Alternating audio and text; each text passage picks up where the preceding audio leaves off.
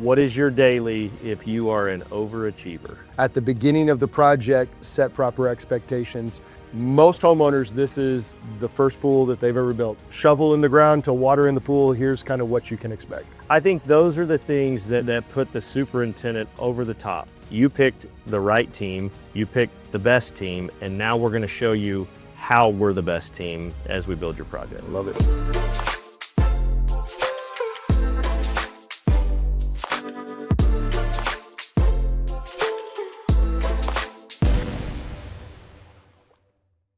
Eric Harlow, how you doing today, buddy? Doing well, brother. You? I'm doing great, thank you. One more episode, Yes, sir. of the Denali Deep Dive Podcast. Today we want to dive into if you are an incredible superintendent, which you happen to be, Thank you. what are you doing? What does it mean to be on the ball?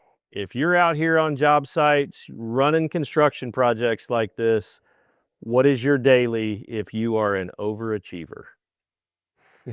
I appreciate the compliment. I don't know that I always view myself as that, but one thing that I do try to pride myself on is starting off with proper expectations with homeowners, right? Sure. We've talked about this.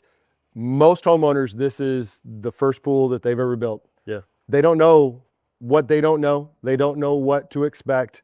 And I have found that when they don't have proper expectations is when they're feeling more stress and there's contention, and I'm trying to, bring that down and trying to be more reactive in setting those expectations. And so I really strive to, at the beginning of the project, set proper expectations so that stress levels can be managed and we can try to meet those expectations. With that in mind, I mean, here at Denali, we do a pre-construction meeting with our homeowners. Yeah. Right. That's the first opportunity that I get to meet with them. I've already met with the designer and kind of been debriefed on the project, but then myself, the designer, homeowners meet on site, and we spend probably a good hour to an hour and a half together going over a certain checklist and answering questions and I say answering questions. Sometimes they don't know what questions to ask. Right. So I'm telling them, listen, this is what you should expect at these various phases and that kind of stuff. And so we really try to start off each project, letting them know from shovel in the ground to water in the pool, here's kind of what you can expect. Yeah, and that includes everything. It's like access points, where our gas and electric lines, whether they're running under the ground or whether they're strapped to a foundation. There's some pretty common pain points, I feel like, in a construction project that if you've never been through this project, maybe you don't know about.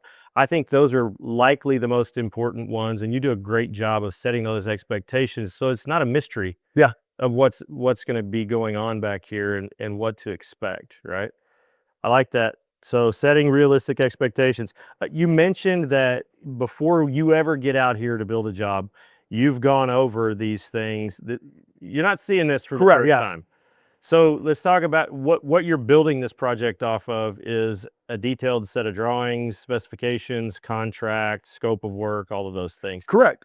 And we set that expectation during that meeting with the homeowner, like, hey, your designers put a lot of time and effort into this, not only into the design, but into the contract. And this is what we're going to stick to, right? This is what I am going to build from.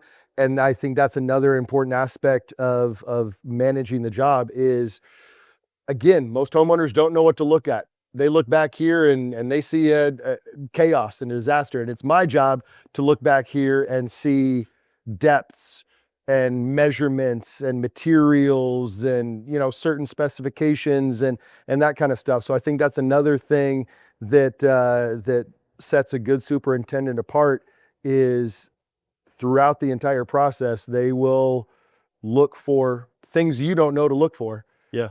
And I like to call those things out and let homeowners know when hiccups occur. This particular pool we're looking at back here, we always put all of our plumbing under pressure during the entire construction process, just in case, we hit a pipe and there's a leak or whatever. In this particular project, I came out one day and we didn't have any pressure in the line. And it ended up being a leak in their main drain, and I had to send the plumber out and swap out the main drain.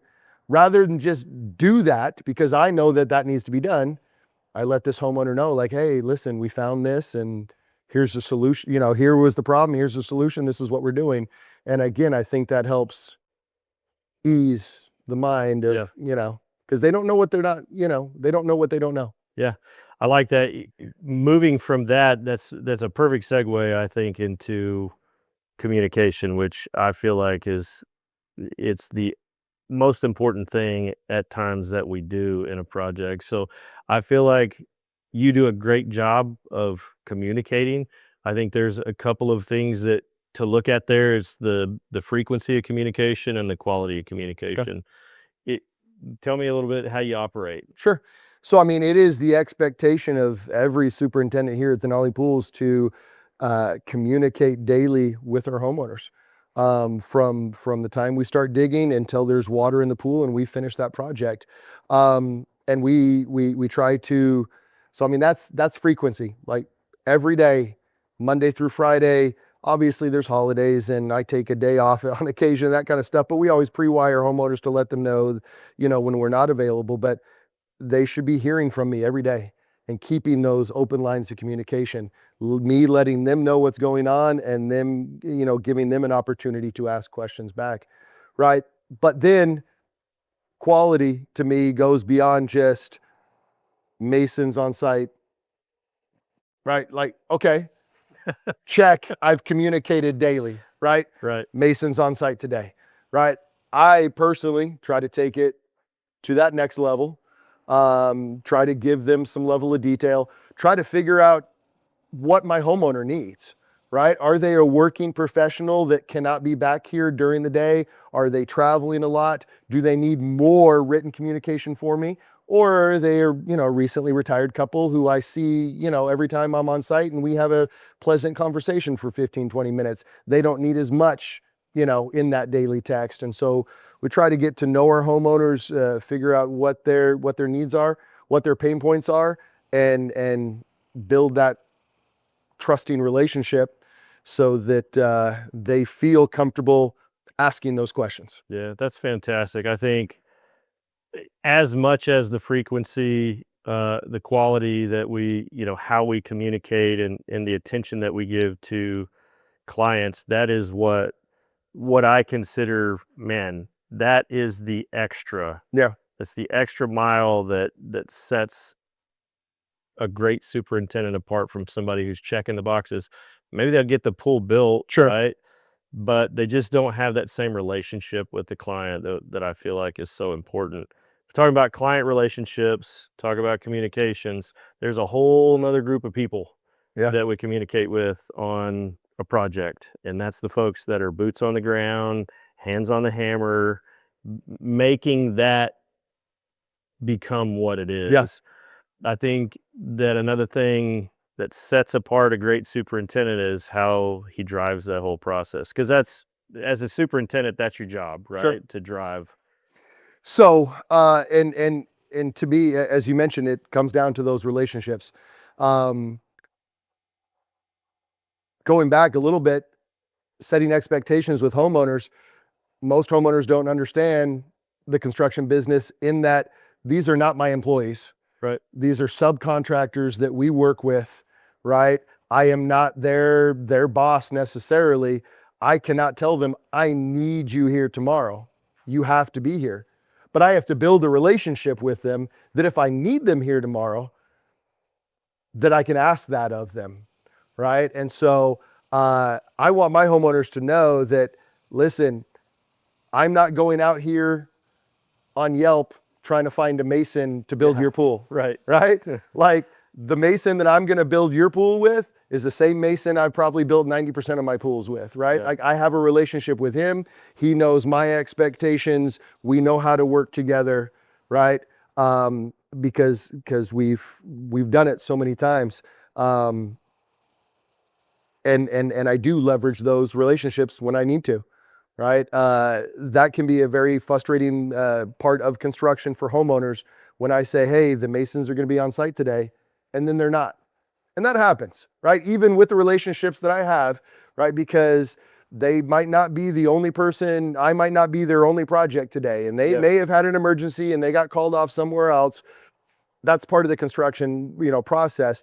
But I also have been on the other side of that, where I wasn't expecting them on site, but something happened and I make the call. And because I built that relationship with them, they're on site sooner rather than later. Yeah. And again, I think that's where what sets apart a normal superintendent versus that exceptional superintendent is they have built relationships with their trades. They have trained their trades, I guess, maybe for a lack of a better term, to the level of quality and craftsmanship that we expect. Yeah.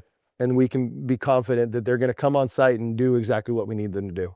I think one of the important things too is building those relationships, and then two, as you build the job, building the job and not letting the job build itself. Because you can turn the masons loose on a pool and say, okay, here's the pool's ready, set, go, right? And you can do the same thing with, insert trade name or scope of work. But I feel like somebody who's very successful at building this, but building it in, timely and to the quality standards that we do, they don't just let this project build itself, right? Exactly. I mean, I think that is another quality that you should be looking for in a superintendent, is someone who's going to be on site regularly, right?